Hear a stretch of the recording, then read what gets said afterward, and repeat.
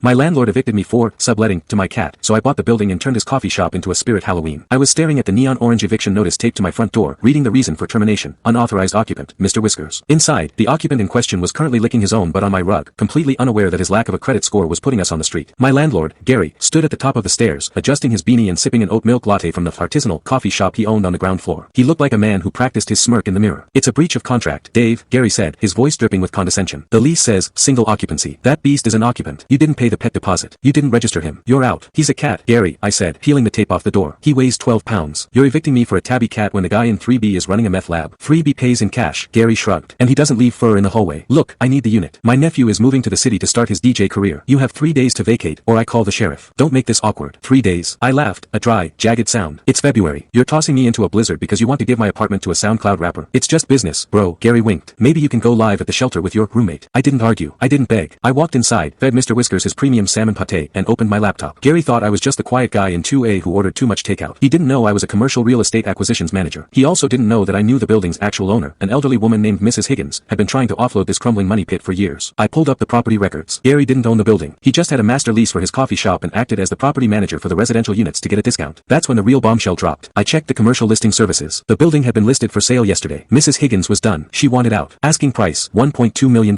Cash close preferred. I called my broker. "You see the listing on 4th Street? The one with the pretentious coffee shop? Buy it. Full ask. But I want a 24-hour close. And keep my name off the paperwork until the ink dries." 3 days later, Gary was banging on my door at 8 a.m. "Time's up, Dave," he yelled. "I have the sheriff on speed dial. Get your trash and your cat and get out." I opened the door, holding a mug of coffee. Not his coffee. "Duncan." "Good morning, Gary," I smiled. "We need to talk about the lobby. The vibe is off." "The lobby?" Gary stepped inside, looking confused. "You don't live here anymore. You're trespassing." "Actually," I said, pulling a folded document from my robe pocket, "I do live here. In fact, I own the place." I handed him the deed transfer. "I bought the building yesterday, Gary," I explained as his eyes scanned the legal jargon. "Mrs. Higgins sends her regards. She said you were exhausting to deal with." Gary turned a shade of pale usually reserved for raw chicken.